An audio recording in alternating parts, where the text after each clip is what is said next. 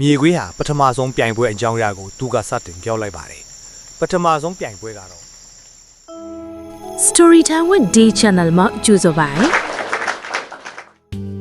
ဒီနေ့ပြောပြပေးမယ့်ပုံမြင်လေးရဲ့ကောင်းစဉ်ကတော့ယုံပညာရှိနဲ့မြေခွေးပုံမြင်ပဲဖြစ်ပါတယ်ဟိုရှိတုန်းကတရားလှပတဲ့တောအုပ်ကြီးတစ်ခုထဲမှာတရိษံများစွာစုစည်းနေထိုင်ကြပါတဲ့အဲ့ဒီတရိษံများစွာရှိတဲ့အထဲမှာယုံကလေးတစ်ကောင်လည်းရှိနေပါတဲ့ယုံကလေးဟာတခြားယုံနေလိုမျိုးမတူပဲတမူထူးခြားတဲ့အစွမ်းစားလေးရှိနေပါတယ်အဲ့ဒါကတော့သူဟာအင်မတန်မှဦးနော့အလွန်ကိုထက်မြက်ပြီးဉာဏ်ပညာပြည့်စုံနေတဲ့ယုံကလေးတစ်ကောင်ပဲဖြစ်ပါတယ်ဒါပြင်ယုံကလေးဟာဘယ်လောက်ကြီးမားတဲ့အန္တရာယ်နဲ့ကြုံ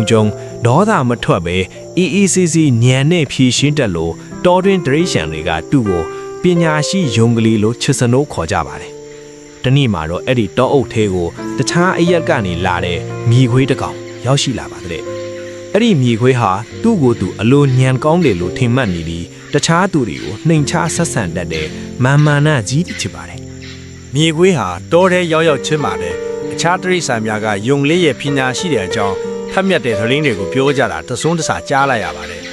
်အဲ့ဒီအခါမှာတော့မြေခွေးဟာဘာယုံကလေးကပညာရှိဟုတ်လားအကောင်သေးသေးလေးကဘာများတိမှာမို့လို့လဲငါလိုမြေခွေးမျိုးကမှတကယ်ပညာရှိစစ်ကွာလို့မနာလိုစိတ်နဲ့ကြွေးကြော်လိုက်ပါတယ်အဲ့ဒီလိုနဲ့ချက်ချင်းပဲသူဟာယုံကလေးကိုအဆက်ခွဲဖို့အတွက်ယုံကလေးရှိရာစီကိုတွားပြီးစိန်ခေါ်လိုက်ပါတယ်ဟေးယုံမင်းကတကယ်ပဲညံကောင်းတယ်ဆိုရင်ငါတို့ပြိုင်ပွဲတစ်ခုလုပ်ကြရအောင်ဘသူကပူပြီးလိမ်မာပါနာတယ်လေဆိုလားဒီတောအုပ်ရှိမှတတ်တယ်ပြမယ်ရှုံးတဲ့သူကနိုင်တဲ့သူရဲ့အစေအပါလုပ်ရမယ်ဆိုပြီးစိန်ခေါ်လိုက်ပါတယ်မြေခွေးဟာပထမဆုံးပြိုင်ပွဲအကြောင်းအရာကိုသူကစတင်ပြောလိုက်ပါတယ်ပထမဆုံးပြိုင်ပွဲကတော့ငါတို့နှစ်ယောက်လုံးဒီတောအုပ်ထားမှာအရှားပါဆုံးဖြစ်တဲ့ရွှေရောင်တတီကိုတနာရီအတွင်းရှာလာပြီးဟောဒီတောအုပ်အလေတရိษံအားလုံးရဲ့အရှိမပြန်လာထားနိုင်တဲ့သူကအနိုင်ရတဲ့သူဖြစ်မယ်လို့ပြောလိုက်ပါတယ်ယုံကလေးဟာလေမြေခွေးရဲ့စိတ်ခေါ်လို့သဘောတူလိုက်ပါတယ်တချိန်တည်းမှာပဲမြေခွေးဟာတောထဲကိုအထီမဲ့ပြေးကုန်သွားကနေရအနက်ကိုသူ့ရဲ့အနက်ခံအာယုံသုံးပြီးအပြင်းအထန်ပြေးလွှားရှာဖွေပါတယ်ဒါပေမဲ့သူဟာမောပန်းလာပြီးပင်မနွမ်းနေနေပေမဲ့ဘယ်နေရာမှာမှသူပြောခဲ့တဲ့ရွှေအောင်တတိကိုမတွေ့ခဲ့ပါဘူးတကယ်တော့အဲ့ဒီရွှေအောင်တတိကအလွန်မြင့်မားတဲ့ကြောက်ဆောင်ပေါ်မှာပဲရှိတာပါတစ်ဖက်မှာယုံကလေးကတော့ပြေးလွှားခြင်းမရှိပဲတီတီငင်ငင်နဲ့တစ်ပင်ကြီးတစ်ပင်အောက်မှာထိုင်ပြီးငှက်ကလေးတွေကိုမေးမြန်းပါတယ်တကယ်ချင်းတို့ရွှေအောင်တတိဘယ်မှာရှိလဲဆိုတာမြင်ကြလားငှက်ကလေးတွေကကြောက်ဆောင်ထိတ်မှာရှိတယ်ဒါပေမဲ့မင်းတို့တက်လို့ရမှာမဟုတ်ဘူးလို့ပြောပြပါတယ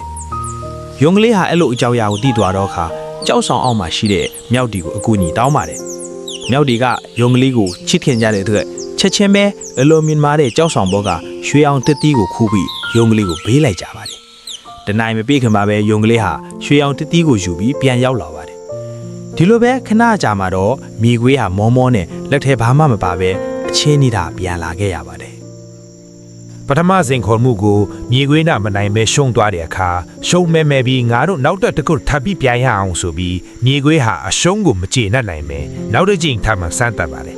ဒါကတော့ကံကောင်းလို့ပါအခုကမှတကယ်အစွမ်းမဲ့ဆိုပြီးဒုတိယစိန်ခေါ်မှုကိုလည်းမြေခွေးကပဲဆုံးဖြတ်လိုက်ပါတယ်အဲ့ဒါကတော့ဟိုဘက်ကချင်းထေကြီးရဲ့ခူတဲ့ကိုဘသူအနီးကပ်ဆုံးတွားရဲတယ်လေနောက်ပြီးတော့ချင်းထေကြီးရဲ့ဘီးမှာအရှိန်တနာရီကြာအောင်နေရဲလဲဆိုတာကြည့်ကြရအောင်ဒုတိယပင်ပွဲကတော့အဲ့ဒါပါပ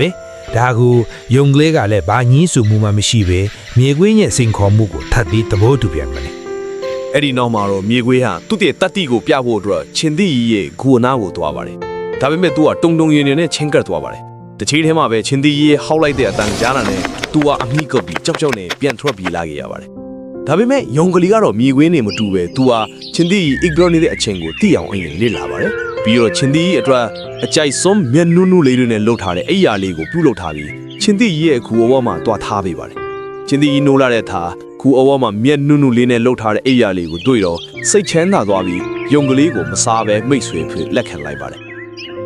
မြေခွေးဟာဒီညင်ခွေးကိုမြင်သွားတဲ့အခါအကြီးအကျယ်ရှက်သွားတယ်လို့အခြားသောတရိษံများကလည်းအံ့ဟာတင်သွားကြပါတဲ့။ဒါနဲ့မြေခွေးကမကျေနပ်နိုင်သေးပဲနောက်ဆုံးတစ်ချိန်ထပ်ပြိုင်ဖို့ယုံကလေးကိုတောင်းဆိုပါတယ်။ဒါကိုယုံကလေးလည်းနောက်ဆုံးတစ်ခေါက်ပဲနော်။ဒါပေမဲ့ဒီနောက်ဆုံးပြိုင်ပွဲကိုငါကိုယ်တိုင်ဆုံးထင်မယ်လို့မြေခွေးကိုပြောလိုက်ပါတယ်။မြေခွေးဟာလည်းကောင်းပြီငါသဘောတူပါတယ်။အဲ့ဒါနဲ့ယုံကလေးကငါတို့နှစ်ယောက်လုံး ဒီတော့အုပ်မှာအရေးကြီးဆုံးအရာကိုရှာလာခဲ့ရမယ်ဘသူယူလာတဲ့အရာကပိုပြီးအဖိုးတန်တယ်လဲဆိုတာဟောဒီတော့အုပ်မှာရှိတဲ့တတိဆန်တွေအားလုံးကိုဆုံးဖြတ်ခိုင်းမယ်ဆိုပြီးမြေခွေးကိုပြောလိုက်ပါတယ်ဒါကိုမြေခွေးကရီမောပြီးမင်းဟာကလွယ်လုံးပါတယ်ကွာဆိုပြီးတောထဲကိုအပြီးအလွားဝင်သွားပါတော့တယ်ထိုနည်းအတူယုံကလေးကလည်းတောထဲဝင်သွားတယ်အချိန်အနည်းငယ်ကြာသွားပြီးတဲ့အခါမှာတော့မြေခွေးဟာတောအုပ်ထက်ကတောက်ပြောင်လှပါတဲ့ကြောက်မြက်ရတနာတစ်ခုကိုဗဇက်နဲ့ကိုက်ပြီးယူလာပါတယ်နောက်ပြီးအတန်အကြီးကြီးနဲ့ဒါကအဖိုးတန်ဆုံးပဲလို့သူကကြွေးကြော်ပါတယ်ခဏကြာမှပဲယုံလေးကလည်းပြန်ရောက်လာပါတယ်ဒါပေမဲ့သူ့လက်ထဲမှာတော့ဘာမှယူမလာပါဘူးသူကလက်ပလာနဲ့ပြန်လာပါတယ်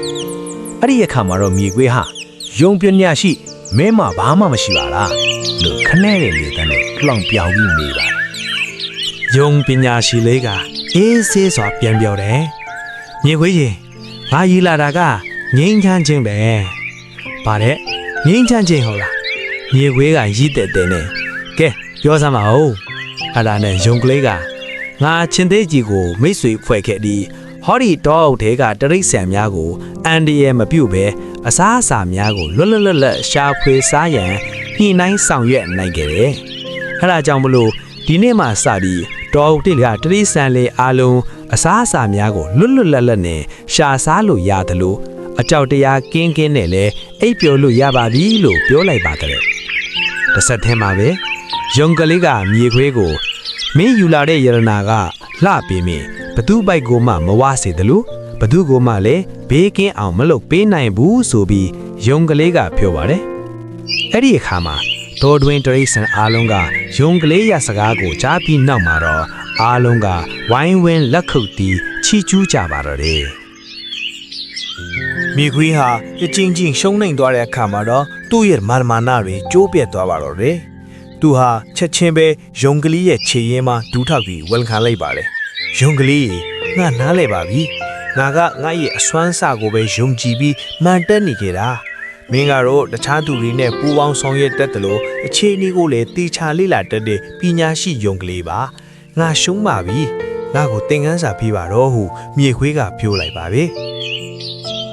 ယုံကလည်းမြေခွေးစကားကိုကြားပြီးသူ့ကိုထူပေးကနှစ်သိမ့်လိုက်ပါတယ်အသင်မြေခွေးပညာရှိတယ်ဆိုတာတခြားသူထက်တော်ကြောင်းပြဖို့မဟုတ်ဘူးကိုယ့်လေပတ်ဝန်းကျင်နဲ့တဟာဇာတာထိအောင်နေထိုင်ပြီးအခက်ခဲတွေကိုအေးအေးဆေးဆေးဖြေရှင်းနိုင်ဖို့ပဲဖြစ်တယ်မင်းလေမာမာနာကိုချလိုက်ရင်ပညာတွေအများကြီးမြင်လာရပါလိမ့်မယ်ထိုနေ့မှစာ၍မြေခွေးဟာမာမာနာကိုစွန့်လွတ်ကာယုံကလေးထံမှပညာများကိုနှိမ်ထားစွာတည်ညွခဲ့ပါတယ်သူတို့နှစ်ဦးဟာရန်သူတွေအဖြစ်ကနေအရင်နှီးဆုံးတငယ်ချင်းတွေဖြစ်သွားကြပြီးတောအုပ်ကြီးဟာလည်းအရင်ကတည်းကပုံမစီလုံးပြီးအေးချမ်းသွားပါတော့တယ်